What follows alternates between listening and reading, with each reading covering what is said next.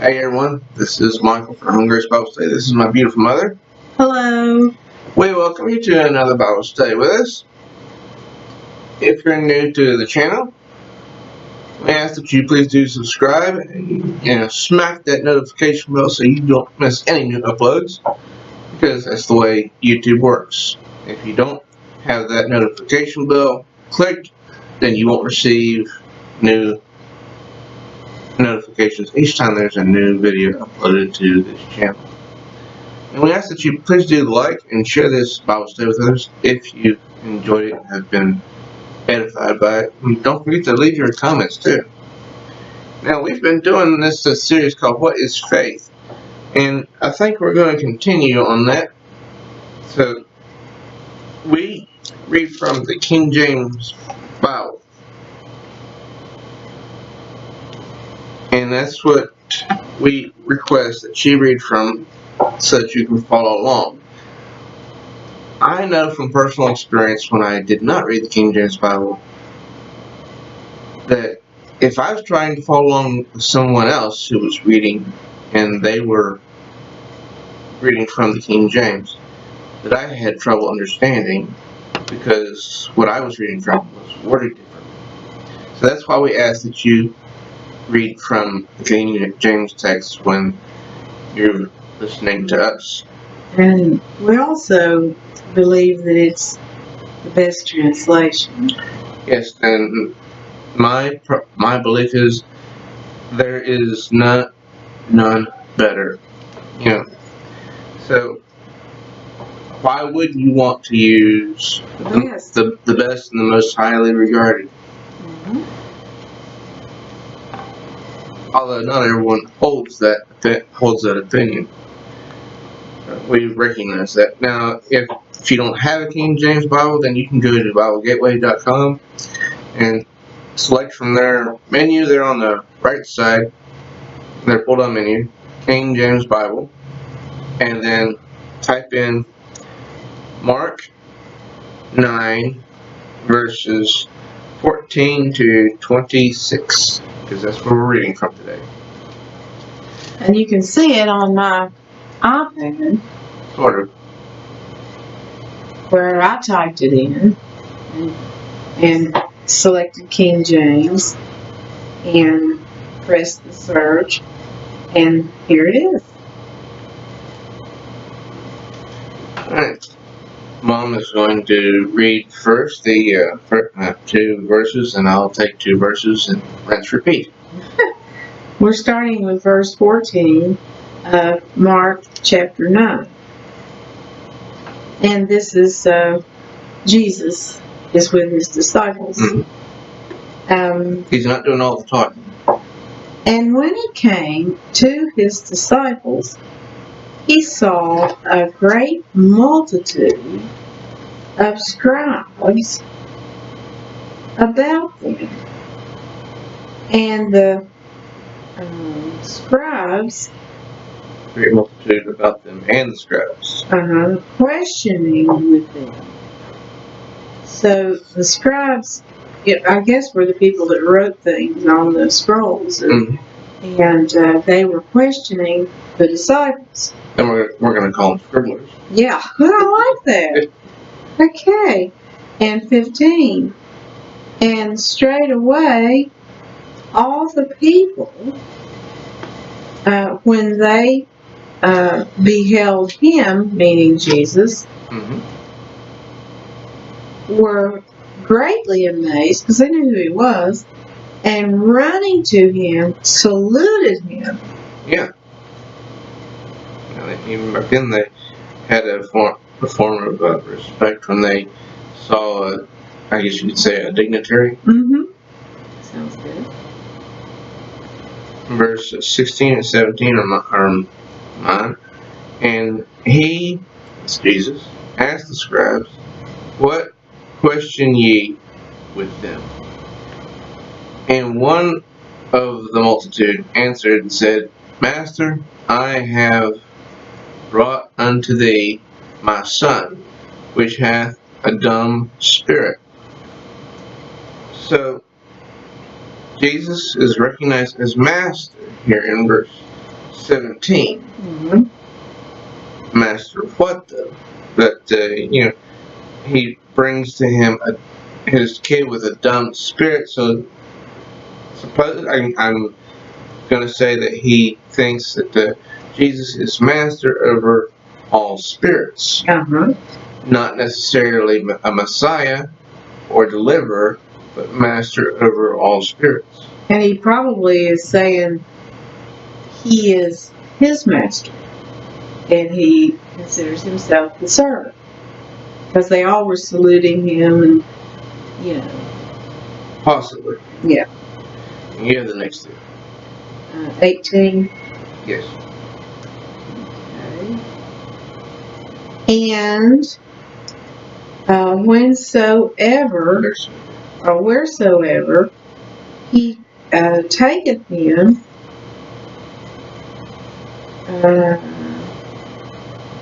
he teareth him. So the he is the spirit he's talking about, and the him is the son. And the spirit tears him, knocks him down. He's very vicious. And it gets worse. He foameth. So he causes him to foam at the mouth. Think of a rabid dog. Right. And gnasheth with his teeth. And pineth away. Now I would think that could mean crying. He was sad. Yeah, it's like, because that word pining is like, why are you pining over her, or someone that you lost, or someone that you can't have? It's not a happy feeling. Evidently, it's not a happy feeling. And I spake to thy disciples that they should cast him out, and they could not. See, that's the Father talking. That was 18. He answered him and said, O faithless generation, how long shall I be with thou? Now he's talking to you. Be with you. He's talking to the disciples now. How long shall I suffer you? Bring him unto me. I think he's sort of getting a little bit ticked off here. It sounds like, I've been with you 3 years, and you should have been able to cast him out. Yeah, and notice how he regards them. The very first word he uses, right before generation.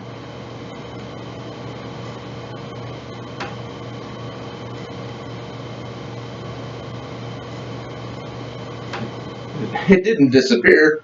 Yeah, it did. I can't find it. You say it. Oh, faithless. Yes, faithless. Generation. So this person who regarded him as master, apparently, and it is my opinion that he regarded him as master over spirits, not necessarily a master of anything else. Could be. Because then Jesus says, "Oh, faithless generation," and he's looking at all of them at the very same time. Yeah, the scribes and everybody. And then I have verses 20 and 21. And they brought him, that's the boy, unto him, Jesus.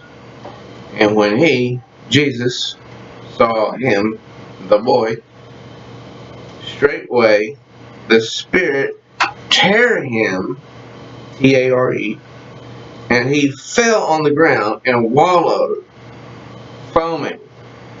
So, this is like, I believe Jesus, even before he commanded the Spirit to come out, that the very presence of Jesus was somehow painful to this spirit, and as such, he's causing pain to the boy. Yeah. And we don't know how old the boy was, but I'm guessing he wasn't just a little toddler. I'm guessing he was maybe Teenager, maybe. Teenager, maybe older. Who knows? That's just my guess.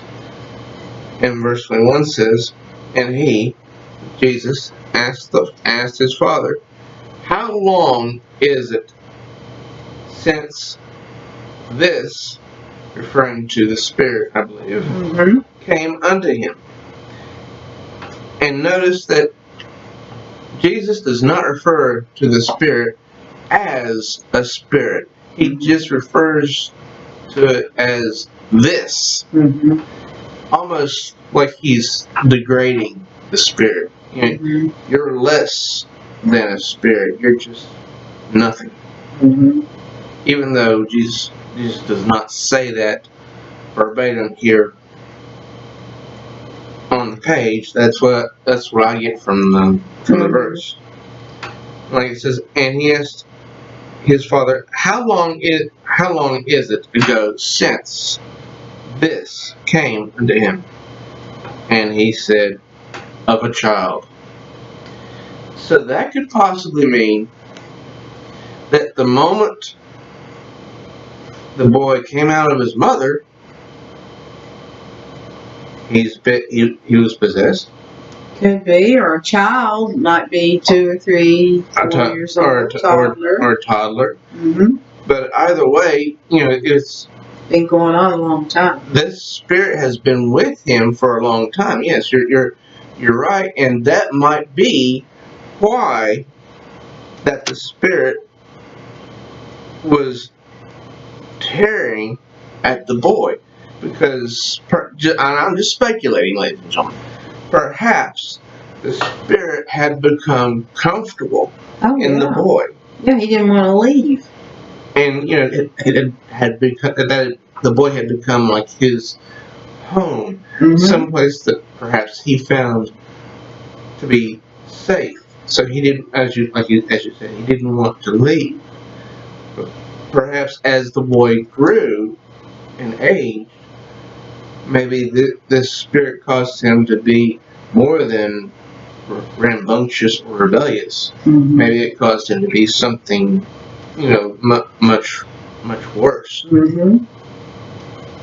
And I'm just, like, ladies and gentlemen, I'm just speculating. Maybe the spirit caused him to be something like and I'm not saying this lightly, maybe this caused him to be something like a school shooter of the era. A young boy that comes in and causes harm to several other people around him, all because of this spirit that was within him. You never know. I'm just speculating. I'm not saying one way or another, just speculation. That's why I like to comment on these verses, because sometimes when you read them, just ideas, theories, they pop out at me, even though I can't substantiate any of them. Still, they're interesting. Well, it sounds like to me the spirit enjoys torturing the boy, hurting him, throwing him in the fire, making him spit, can't talk, can't speak, can't hear. I mean, can you imagine? True. Living like that? He gets some kind of a thrill out of that.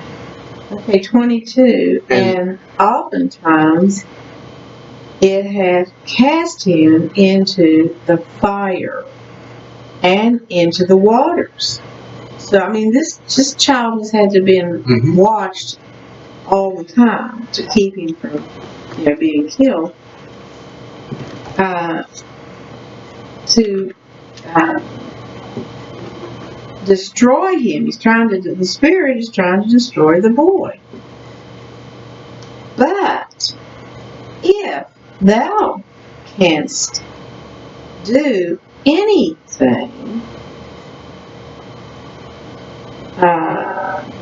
everything, have compassion on us. This is the Father talking to Jesus. And help us. He's beseeching Jesus. And notice he doesn't ask him to cast out the spirit. That's not the very first item he asks for. He asks for help. Compassion. And Jesus saith unto him, If thou canst believe, all things are possible to him that believeth. And, we were talking about this before. In Jesus' time, what they had to do was believe who Jesus was. And he performed lots of miracles and wonders to show people his power. Right. He did that to make them, to get them to believe. And that is something that, that was done since the Old Testament back in Egypt. Mm-hmm. God did not give up on them. He kept trying. He wanted them to believe who he was. He wanted them to believe that, this is God in the flesh. Mm-hmm. That's why he did these miracles. Well, and the biggest one of all was parting the Red Sea. The way he did that. Mm-hmm. And then it wasn't any time till they wanted a golden calf built. So, the people back then did not really respond to these miracles as you would think today. If Christ was here and he did some of these things, I think people would just be astounded. Maybe not. I would be. To see it. I wouldn't doubt that he could do it. I would really enjoy seeing that too. But, that's not going to happen anytime soon. No. But, you have to wonder why the Spirit would cause the boy to be cast in the fire or into the water if theoretically, that he was comfortable in the boy. Because if he burned the boy to death or drowned the boy, then he could no longer reside. I guess he probably didn't think of that. He maybe thought he'd go into somebody else. Or perhaps there came a point where the boy was starting to have some sort of moral compass, and that was annoying to the Spirit. That's possible. Just theory, that's just a theory. I can't. It's not fact. It's it's not stated here in the book. It's just something that occurred to me. All right, in verses 24 and 28 and 25, and straightway the father of the child cried out and said with tears, Lord, I believe, help mine unbelief.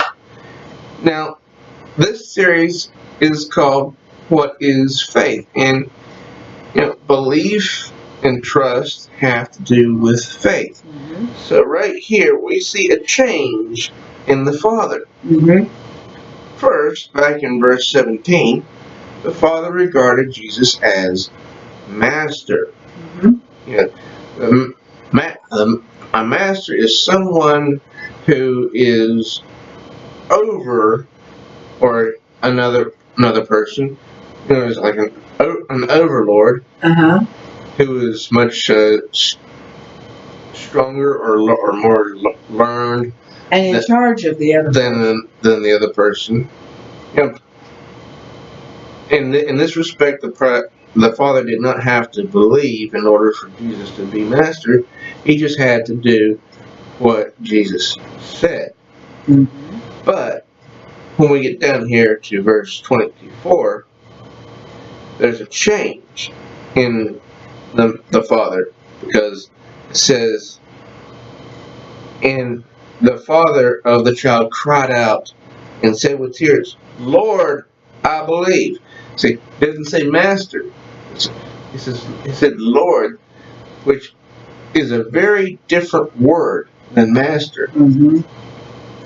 Now, I think in some parts of the world, Lord means like, Lord of the home, or phrases like "my Lord," as a greeting. But here, I believe in verse 20 to 24, using the word Lord is a term of reverence. Mm-hmm. And respect. And yes, and respect. And and simultaneously, he's declaring belief and unbelief at the same time. And he says, help thou mine unbelief. He says, Lord, I believe. And then, as Mom just said, help thou mine unbelief. So it's like the man had belief, but he didn't have Wasn't as strong as he. Yeah, it wasn't as strong as he wanted it to be. There was a doubt there, and he's got. There was still some, still a seed of doubt. So in these few verses, we see the change in this man go from regarding Jesus as master, and he didn't mention anything about belief at all in verse 17, Mm-hmm. to verse 24 regarding him as Lord, and admitting that he believes, but at the same time asking for help with the unbelief which still resided inside of you. He wanted to be 100% with belief. Exactly. And he knew that the Lord could help him with it. He had faith. He wanted to have faith. I mean, it was like he was just starting to have a little bit of faith. Mm-hmm. And no, I don't believe the little mustard seed applies here. And then when, verse 25, when Jesus saw that the people came running together,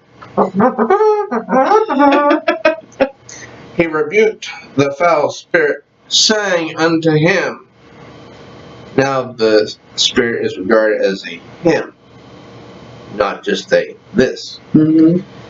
Thou dumb and deaf spirit, I charge thee, come out of him, and enter no more into him. Now, it's interesting that the spirit is classified here, deaf and dumb, which means, deaf is, can't hear. Dumb is, not that smart. Dumb is you can't speak. Also. Oh yeah. My bad. So if the spirit couldn't hear, then how would he know to come out, unless that would mean deaf, as in has not heard the true knowledge of what he is doing wrong, that possessing of this boy is wrong. I don't think the spirit had any problem hearing, or maybe he couldn't speak, I don't know, but it was the boy. He caused the boy not to be able to hear or speak. But maybe he couldn't either, and that's why he was called that kind of a spirit. Because he didn't speak. And but he did hear. He was able to hear Jesus. But yeah, he was able to hear Jesus. I just think that's interesting, the way the spirit's classified as deaf and dumb. Mm-hmm. He says, I charge thee, as in like command, come out of him, enter no more into him.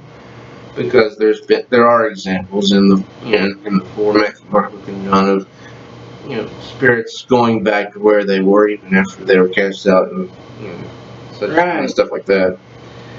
And then the Spirit cried. So this does beg the dumb part. The deaf and dumb. If dumb meant that he couldn't speak, then does it also apply to a cry or a wail? I'm just wondering. Anyways, verse 26, and the Spirit cried and rent him sore. And rent so I'm talking about the boy. Mm-hmm. And from what I know, rent means to tear. Yes. Like taking a hold of your shirt and going, yeah. And just literally yanking it off your body.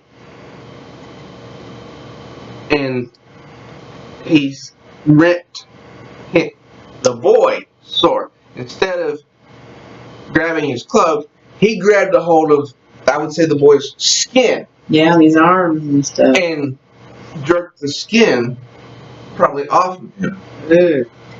No, I'm not trying to go, all horror filmish, just descriptive. Because rent in this context is not used very often today. Right. Today, when we hear the word rent, it's usually in reference to an apartment or a house or something of that nature. This is totally different. This is like he ripped him. Exactly. And the Spirit cried and rent him sore. He hurt him. He did damage to this boy. Mm-hmm. And came out of him, and he was as one dead. Now that's not the same as being dead, but I believe that means the boy appeared to be dead. He was probably lying on the ground, motionless. I would May have think passed out.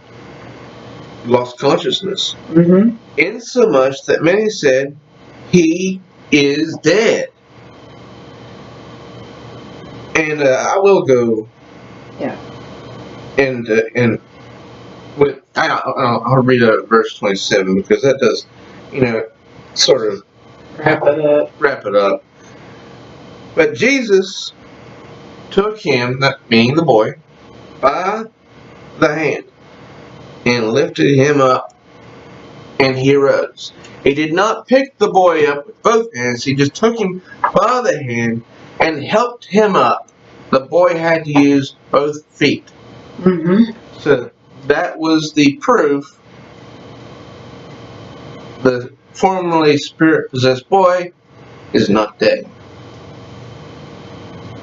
Now, even though this does not have a great emphasis on faith, there's a good emphasis on faith, I believe, that we can learn from today. Mm-hmm. Now, and by that I mean if we try not to do everything ourselves, and we lean on the everlasting arms of Jesus, He won't help us with everything. He'll get us through it. He'll get us through, yes. He'll be a comfort to us when we think that, I can't do this, or I'm lost, or I don't know what to do, or I'm having writer's block. He'll be there to comfort us. Mm-hmm. And counsel us. And talk to us. If we only just sit still a moment and listen to that still small voice, which sometimes speaks and sometimes we don't hear because we're too busy with our own thoughts. Mm-hmm. So we, in essence, drown out the still small voice. That's the Holy Spirit inside of us. Amen. So we need to,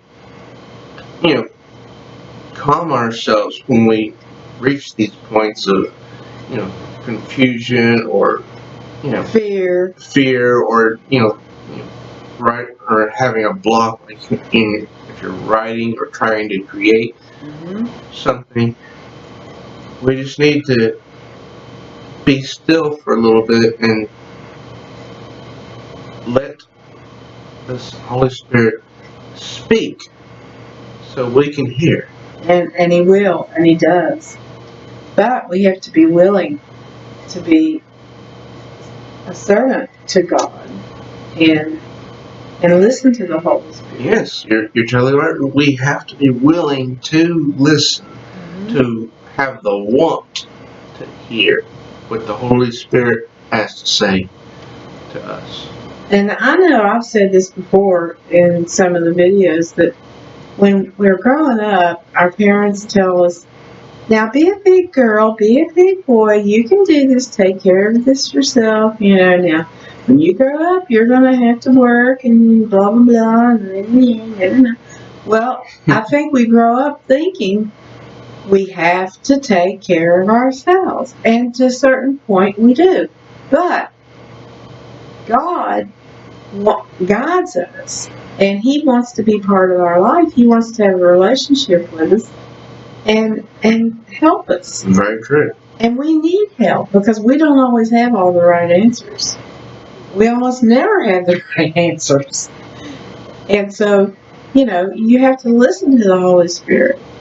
And one way I think that has really helped me is a little breathing trick I do. And I'll take a real deep breath, and when I take it, I just close my eyes and breathe in through my nose, and I imagine the peace of God entering my body. And then when I breathe out through my mouth, I imagine the stress. If I'm feeling stressed or worried or scared or I don't know what to do and blah, blah, blah, I would just imagine all that stress just coming out. And if you do that 3 or 4 times in a row, you just calm down. And then you can listen. And God will never leave you. He will never forsake you. No. And He wants to help you. My goodness, He died for us. And that brings me to the other scripture, which is, if you are new to this channel, then I would like to read the gospel to you, because it is the gospel. It is not a gospel. It is the piece of information in the Holy Bible which saves humanity today. There is no other piece of information in here that can save but these 4 verses that are so small yet have so much information. 1 Corinthians 15 verses 1 through 4. Moreover, brethren, I declare, that's a declaration, unto you the gospel. See, he says the gospel, not a gospel, not one of many, which I preached unto you, which also ye have received, and wherein ye stand. Paul the Apostle is reminding them that, in fact, they have already received this gospel. And they accept it. And that they're standing on it. And they stand on it like a solid rock foundation. Think of a big rock that you may have seen when you've gone to the beach. If you stand on that rock, no way the water's going to wash it away. That's right. By which also ye are saved, in verse 2. If ye keep in memory what I preached unto you, unless you have believed in vain. Paul's saying, this gospel will save you if you keep remembering it, and if you keep it here in your brain, because you have to keep it in your memory. And in your heart. And he says, don't believe in vain, and this is unless you believe in vain. And that is like, believing it because you think that you have to because somebody told you to. Somebody told you to. It must be your choice and your choice alone to believe. Because you want salvation, because you know you need it, because you are a sinner. Exactly. But it's not something to believe in order to please a group of friends or your grandparents or your parents or anybody else. This is a lifelong journey with Christ and you. Mm-hmm. So that's the only reason you should believe it, is because you want to. Yes. Verse 3. For I delivered unto you first of all that which I also received, how that Christ died for our sins according to the Scriptures, and that he was buried, and that he rose again the third day according to the Scriptures. Verses 3 and 4 are the most vital. That is what you have to know in order for you to be saved. And you have to believe it. Yes, you have to believe it too. I mean, you're very, very correct. Knowing is not just enough. You have to believe it. Somebody can say, well, I know there's information about the presidents in this old book, but do you believe the information about the old presidents in that book? That's the difference. I know there's information in here about creation. The question is, do I believe it? Yes, I do. Mm-hmm. Do I understand it all? No. I confess I don't understand it and understand it all. But, that's because I am in a constant process of learning. We thank you for stopping by here and studying with us today. We may not be here next week, so please keep our family in prayer. And if you are new to this channel, please do subscribe and smack that notification bell so you are notified each time there is a new video uploaded. And also, if you enjoyed this Bible study, please do like it and share it with others, and do comment down below, because that does help the channel out greatly. Yes, we really appreciate that. We thank you for stopping by.